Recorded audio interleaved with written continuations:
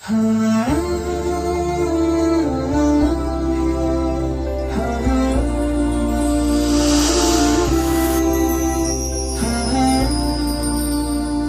علیکم ورحمۃ اللہ وبرکاتہ۔ نماز دین کا اہم ترین رکن ہے، مگر دنیا کی گہمہ گہمی میں ہم نے نماز کو کما حقہ پڑھنا چھوڑ دیا۔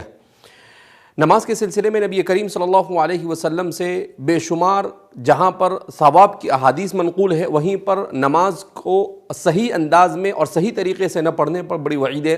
نبی کریم صلی اللہ علیہ وسلم سے منقول ہے۔ سیدنا حضرت ابو ہریرہ رضی اللہ تعالیٰ عنہ فرماتے ہیں کہ بعض مرتبہ ایسا ہوتا ہے کہ آدمی 60 سال تک نماز پڑھتا ہے اور اس کی نماز قبول نہیں کی جاتی۔ سوال کیا گیا کیوں؟ تو آپ نے فرمایا کہ لا یتم رکوعہا ولا سجودہا، کہ وہ رکوع اور سجدہ مکمل طور پر نہیں کرتا، یعنی سنت طریقے پر وہ نماز ادا نہیں کرتا ہے۔ حضرت عمر رضی اللہ تعالیٰ عنہ فرماتے ہیں کہ بعض مرتبہ آدمی بچپن سے لے کر بوڑھا ہونے تک نماز پڑھتا رہتا ہے، مگر اس کی ایک رکعت بھی قبول نہیں کی جاتی ہے۔ پوچھا گیا کیوں؟ کہا اس لیے کہ وہ رکوع اور سجدوں کو اور نماز کو صحیح انداز میں نہیں ادا کرتا ہے۔ بعض روایتوں میں نبی کریم صلی اللہ علیہ وسلم نے اس پر یہ وعید بیان فرمائی ہے کہ نماز کا نہ پڑھنا گویا کہ اپنے آپ کو اسلام سے نکال دینا ہے۔ من ترک الصلاۃ متعمدا فقد کفر، جس نے نماز کو جان بوجھ کے چھوڑ دیا وہ اسلام سے نکل گیا۔ تو نبی کریم صلی اللہ علیہ وسلم نے یہ بھی فرمایا کہ صلو کما رأیتمونی اصلی، کہ تم نماز ایسے ہی پڑھو جیسا کہ مجھے نماز پڑھتے ہوئے دیکھو۔ تو نبی کریم صلی اللہ علیہ وسلم کے نماز کے طریقے کو حضرات صحابہ کرام رضوان اللہ تعالیٰ عنہم اجمعین دیکھتے تھے اور اسی کے مطابق نماز ادا کیا کرتے تھے۔ تو اس لیے ہم انہی احادیث کو سامنے رکھ کر یہ کوشش کرنے جا رہے ہیں کہ جیسے ہم نے اس سے پہلے نماز کے پروگرام کو تفصیل کے ساتھ بیان کیا تھا، اب اس وقت مختصر انداز میں ہم نماز کے طریقے کو بیان کرنے جا رہے ہیں تاکہ ہمارا ہر مسلمان نماز کو سنت طریقے کے مطابق ادا کرنے کا عادی بن جائے۔ جب ہم نماز سنت طریقے کے بعد ادا کرنے پر عادی ہو جائیں گے تو اللہ کا وعدہ ہے ان الصلاۃ تنہی عن الفحشاء والمنکر، کہ نماز بے حیائی سے اور برائیوں سے روکتی ہے۔ تو وہی نماز بے حیائی اور برائی سے روکتی ہے جس کو خشوع اور خضوع کے ساتھ پڑھا جاوے، جس کو سمجھ کر پڑھا جاوے، جس کو نبی کریم صلی اللہ علیہ وسلم کے بیان کردہ طریقے کے مطابق پڑھا جاوے۔ تو آئیے ہم جانتے ہیں کہ نماز کو سنت کے مطابق کیسے پڑھا جائے۔ سب سے پہلے جب ہم نماز شروع کریں گے تو ہمیں سب سے پہلے اپنی نماز کی تعیین کرنی ہوگی، یعنی نیت کرنی ہوگی کہ ہم کون سی نماز ادا کر رہے ہیں۔ ہم فرض نماز ادا کر رہے ہیں، سنت نماز ادا کر رہے ہیں، اور پھر اس کے بعد اس لیے کہ حدیث پاک میں آتا ہے انما الاعمال بالنیات، اعمال کا دار و مدار نیت پر ہے۔ تو آدمی کو سب سے پہلے وضو، اس کے بعد وضو کو اچھی طریقے سے وضو کرنا ہے، اور وضو کے بعد نیت کرنی ہے، اور نیت کے بعد نماز پڑھنی ہے۔ تو نماز کے لیے جب آدمی کھڑا ہو تو سب سے پہلے جب وہ کھڑا ہو تو اس کے پاؤں کی کیفیت کیسی ہو، وہ اپنی طبیعی حالت پر چھوڑ دے۔ نہ اسے بہت پھیلانے کی ضرورت ہے اور نہ اسے بالکل ملانے کی ضرورت ہے، بلکہ اسے طبیعی حالت پر چھوڑ دیا جاوے۔ اس کے بعد جب نماز ہم شروع کریں گے تو سب سے پہلے ہاتھ اٹھا کر ہم نماز کا آغاز کرتے ہیں۔ تو جب ہاتھ اٹھایا جاتا ہے تو عام طور پر ہمارے یہاں بعض حضرات اس طریقے سے ہاتھ اٹھا کر لیتے ہیں، بعض حضرات کان پکڑ کر کرتے ہیں، لیکن اس کا صحیح طریقہ یہ ہے کہ نماز کے لیے ہاتھ اٹھائے جائے۔ کہاں تک ہاتھ اٹھایا جائے؟ کانوں کی لو تک، وہاں پر لگانے کی ضرورت نہیں، اس کے محاذات میں، اور کوشش کی جائے کہ دونوں ہاتھ قبلے کے رخ، اس کا رخ قبلے کی طرف ہو۔ اس طرح سے آپ اپنی نماز کو اور اپنی نگاہوں کو سجدے کی جگہ پر رکھیں تاکہ آپ کی نماز میں یکسوئی آ سکے۔ اس طرح سے آپ اپنی نماز کو شروع کریں گے۔ اپنے ہاتھوں کو اس طرح سے اپنے انگوٹھے اور اپنی یہ آخری انگلی سے حلقہ لگا کر اسے اس طرح سے آپ اس کو گویا کہ پکڑ لیں گے پہنچے کے پاس، اور پھر اس کے بعد اسے آپ یہاں پر رکھ دیں گے۔ پھر اس کے بعد جب اس میں دعا پڑھی جاتی ہے سبحانک اللہم وبحمدک وتبارک اسمک وتعالی جدک ولا الہ غیرک، جس آدمی نماز کا آغاز کر رہا ہے تو نماز کا اس کو معنی بھی معلوم ہونے چاہیے۔ جیسے اللہ اکبر کہا تو اس کے معنی اللہ سب سے بڑا ہے، اس لیے کہ انسان کے ذہن میں یہ ہے کہ بڑی چیز کی عبادت کی جاوے تو اللہ سب سے بڑا ہے، اللہ اکبر من کل شیء، یعنی دنیا میں کوئی چیز ظاہری معنوی ہر اعتبار سے اگر کوئی بڑی چیز ہو سکتی ہے، بڑی ہستی ہو سکتی ہے تو وہ صرف اللہ ہے۔ تو اس تصور کے ساتھ آدمی اللہ اکبر کہے۔ پھر اس کے بعد جب ثنا پڑھے تو اس وقت بھی آدمی پڑھے سبحانک اللہم، اے اللہ تیری ذات پاک ہے، وتبارک اسمک، تیرے اسما بڑے بابرکت ہے، وتعالی جدک، اور تیری شان بڑی بلند اور بڑی عالی ہے،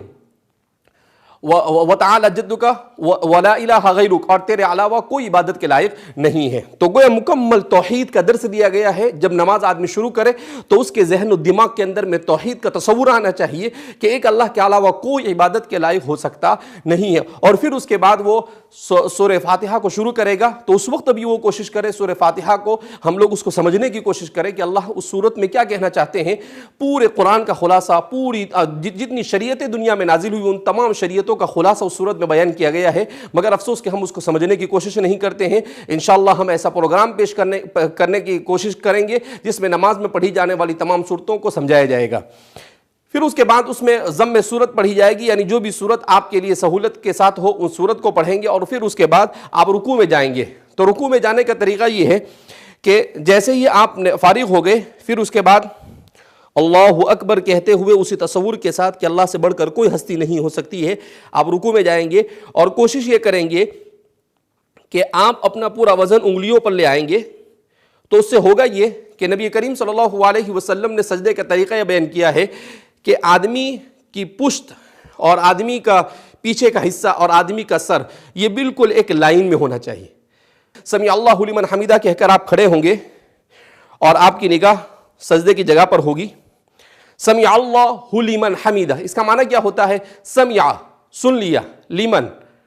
حمیدہ اس نے جس کے لیے حمد کی گئی، یعنی ہم نے اللہ کی تعریف کی اور اللہ نے ہماری تعریف کو سن لیا۔ تو اس معنی کے استحضار کے ساتھ جب ہم نماز پڑھیں گے تو ہماری نماز میں جان پیدا ہوگی اور یہی نماز ہمیں بے حیائیوں اور برائیوں سے روکنے کا سبب بنے گی۔ پھر اس کے بعد ہم اللہ اکبر اسی اللہ کی ہستی کے عظیم ہستی کے تصور کے ساتھ اللہ اکبر کہتے ہوئے ہم سجدے میں جائیں گے، جو نماز کا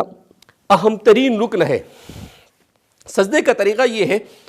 کہ سجدے میں سب سے پہلے تو یہ کہ کھڑے ہونے کے بعد آپ سجدے میں کیسے جائیں۔ عام طور پر بڑی غلطیاں ہوتی ہے اس میں، بعض حضرات اس طریقے سے پہلے اپنے ہاتھ ڈال لیتے ہیں، بعض حضرات ایسے بیٹھ جاتے ہیں اور پھر اس کے بعد سجدہ کرتے ہیں۔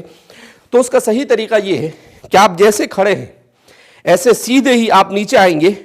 اور نیچے آنے کے بغیر کسی سٹاپ کے اور بغیر کسی رکے ہوئے آپ سجدے کے اندر میں چلے جائیں گے۔ اور جب سجدے میں جائیں گے جیسا کہ ہم آپ کو کر بتاتے ہیں،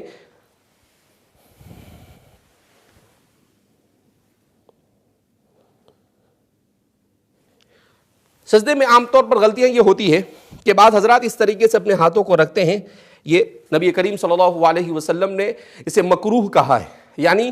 یہ عمل پسند نہیں کیا گیا۔ اسی طریقے سے بعض حضرات اپنے ہاتھوں کو اس طرح بچھا دیتے ہیں، تو اس عمل کو بھی پسند نہیں کیا گیا ہے۔ تو سجدہ کیسے کیا جاوے کہ اپنے دونوں کوہنیاں یہ آپ کے گھٹنوں سے دور ہونی چاہیے، اور آپ کے یہ جو حصہ ہے ہاتھ کا، یہ دونوں ہاتھ کا حصہ یہ زمین سے اٹھا ہوا ہونا چاہیے، اور آپ کی پیشانی اور آپ کی ناک یہ زمین پر ٹکی ہوئی ہونی چاہیے۔ اس طرح سے جب آپ سجدہ کریں گے تو یہ سنت کے مطابق سجدہ ہوگا۔ ام المؤمنین عائشہ صدیقہ رضی اللہ تعالیٰ عنہ فرماتی ہے کہ آپ سجدہ کرتے تھے تو اتنی جگہ ہوتی تھی کہ ایک بکری کا چھوٹا سا بچہ وہاں سے گزر سکتا ہے۔ تو اسی انداز میں ہم سجدہ کرنے کی کوشش کریں، تھوڑا سا ہم فاصلہ رکھیں گے اور اپنی پیشانی، اور اس کو اس لیے کہا جاتا ہے، فقہاء نے لکھا ہے کہ اگر ہماری ناک اور پیشانی دونوں میں سے کوئی ایک چیز اگر سجدے میں نہیں رہتی ہے اور ہمارے پاؤں بھی اٹھ جاتے ہیں تو اس صورت میں ہماری نماز فاسد ہو جاتی ہے، نماز صحیح ہو سکتی نہیں ہے۔ اس لیے حدیث میں آتا ہے کہ بندہ جب سجدے میں ہوتا ہے تو گویا کہ اس کا سر اللہ کی گود میں ہوتا ہے۔ سب سے زیادہ بندہ اللہ کے قریب اس وقت ہوتا ہے جب وہ سجدے میں ہوتا ہے۔ اسی لیے اگر آدمی عربی جانتا ہے تو اسے سجدے کے اندر میں دعائیں مانگنی چاہیے۔ بعض حضرات نے لکھا ہے کہ سجدے میں کی جانے والی دعا کو اللہ کبھی بھی رد نہیں کرتا ہے، اس لیے کہ جب بندہ بالکل اللہ کے قریب ہوتا ہے اور اللہ سے مانگتا ہے تو ظاہر سی بات ہے کہ اللہ رب العزت اس کو کیسے اپنے دربار سے خالی ہاتھ چھوڑ سکتے ہیں۔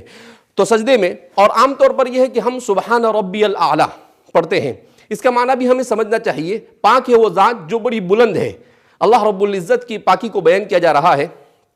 اور بھی سجدے کی بہت ساری دعائیں نبی کریم صلی اللہ علیہ وسلم سے منقول ہے۔ آپ صلی اللہ علیہ وسلم سے منقول ہے کہ آپ صلی اللہ علیہ وسلم سجدے میں پڑھا کرتے تھے، اللہم اغفر لی ذنبی کلہ دقہ و جلہ کبیرہ و صغیرہ علانیتہ و سرہ، کہ اللہ رب العزت میرے گناہوں کو معاف فرما دے، چاہے چھوٹا ہو چاہے بڑا ہو، چاہے کس طرح کا بھی گناہ ہو، میرے تمام گناہوں کو معاف فرما۔ اب ظاہر سی بات ہے، بندہ جب اللہ کے اتنے قریب ہوگا اور اللہ اگر اس کے گناہوں کو معاف کریں گے تو اس بندے کے لیے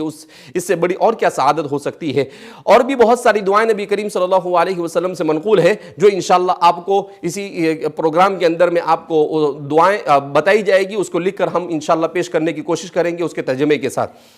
اس کے بعد سجدے کے بعد جب بیٹھا جاتا ہے اس کو جلسہ کہا جاتا ہے، دو سجدوں کے درمیان جو بیٹھتے ہیں اسے جلسہ کہا جاتا ہے۔ جلسے میں جب بیٹھتے ہیں تو یہ وقت بھی اللہ کے بڑے تقرب کا وقت ہوتا ہے، اسی لیے نبی کریم صلی اللہ علیہ وسلم اس وقت میں ایک دعا سکھائی آپ صلی اللہ علیہ وسلم نے، اللہم اغفر لی وارحمنی وعافینی وہدینی وارزقنی واجبرنی۔ اس میں سب کچھ آ گیا، دنیا اور آخرت کی تمام بھلائیاں آ گئی، تو ہمیں اس دعا کا بھی اہتمام کرنے کی کوشش کرنی چاہیے، اس لیے کہ جب بندہ دو سجدوں کے درمیان ہوتا ہے تو اللہ رب العزت اس کو اس وقت بندے کی طرف بہت زیادہ متوجہ ہوتا ہے، اور اللہ رب العزت اس کی ہر دعا کو قبول کرتے ہیں۔ لہذا اس بنا پر اس دعا کو بھی ہمیں سیکھنے کی کوشش کرنی چاہیے۔ اس کے بعد جب سجدے سے کھڑے ہو تو سجدے سے کھڑے ہونے میں بھی ہم بڑی کوتاہیاں کرتے ہیں، ضرورت اس بات کی ہے کہ سجدے سے کھڑے ہونے کے طریقے کو معلوم کر لیں۔ اس طرح سے سجدے سے کھڑے ہو،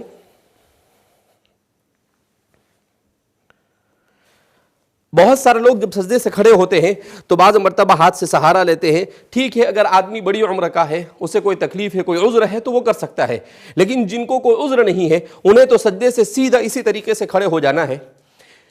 اسی لیے فرماتے ہیں کہ سنت طریقے کے مطابق اگر آدمی نماز پڑھتا ہے تو بے شمار ہڈی کی بیماریوں سے بھی اللہ اس کی حفاظت فرماتے ہیں، بے شمار خون کی بیماریوں سے بھی اللہ اس کی حفاظت فرماتے ہیں۔ آج کی سائنس نے ان تمام چیزوں کو تسلیم کیا ہے، تو دنیا آخرت کا ثواب تو ملنا ہی ہے، دنیا کی بھلائیاں اور سعادتیں بھی ملنی ہی ہیں، اور اسی کے ساتھ ساتھ اللہ رب العزت نماز کی اس برکت سے ہمیں صحت کی بھی بہت ساری نعمتوں سے مالامال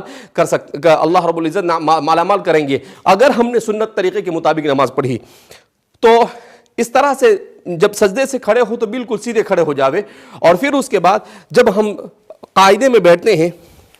تو ہمیں اپنا ہاتھ بعض مرتبہ بعض لوگ یہاں پر رکھتے ہیں، بعض یہاں رکھتے ہیں، اسے اس کی حالت پر درمیان میں چھوڑ دیا جاوے، اور اس طرح سے کیا جاوے کہ اشہد ان لا الہ کے وقت انگلی کو اٹھائے۔ بعض مرتبہ ایسا ہوتا ہے کہ بعض لوگ بہت اوپر اٹھا لیتے ہیں، بعض لوگ بالکل کم اٹھاتے ہیں، تو اس کا صحیح طریقہ یہ ہے کہ اتنی اٹھائی جاوے کہ جتنا قبلے کی طرف اس کا رخ ہو سکے۔ قائد اخیرہ میں جب ہم بیٹھتے ہیں تو تحیات پڑھی جاتی ہے، درود شریف پڑھا جاتا ہے، اس کے بعد دعا پڑھی جاتی ہے۔ اس کے سلسلے میں احادیث میں آتا ہے کہ جو دعا اس وقت کی جاتی ہے اس کو بھی اللہ رب العزت قبول کرتے ہیں، لہذا آدمی کم سے کم ربنا آتنا فی الدنیا حسنہ وفی الآخرۃ حسنہ پڑھے، اور اپنا دنیا کا جو بھی مقصد ہے اس کا تصور بھی کرے، تو انشاءاللہ امید کی جاتی ہے کہ اللہ رب العزت اس تمام تمناؤں کو پورا فرمائیں گے۔ اس کے بعد جب سلام پھیرا جاتا ہے تو عام طور پر ہم کوتاہی کرتے ہیں کہ بعض حضرات اس طرح سے سلام پھیرتے ہیں، پوری دنیا کو دیکھتے رہتے ہیں۔ ضرورت اس بات کی ہے کہ سلام جب پھیرا جائے تو ہم اپنی نگاہوں کو اپنے کاندھوں پر رکھیں اور اس طریقے سے سلام پھیریں،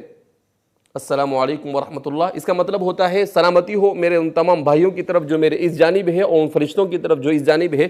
السلام علیکم ورحمۃ اللہ۔ اس کا مطلب یہاں پر بھی تو اس طرح سے نماز کے وقت کوشش یہ ہونی چاہیے کہ آدمی نماز پڑھتے وقت اپنی نگاہوں کی بھی اچھی طرح سے حفاظت کرے، اپنی نگاہوں کو جہاں پر رکھنا ہے وہیں پر رکھے۔ دعا میں بھی یہ ہوتا ہے کہ ہمارے یہاں پر عام طور پر جب دعا کرتے ہیں تو دعا میں بعض حضرات اس طرح سے اپنے منہ کو چھپا دیتے ہیں، بعض حضرات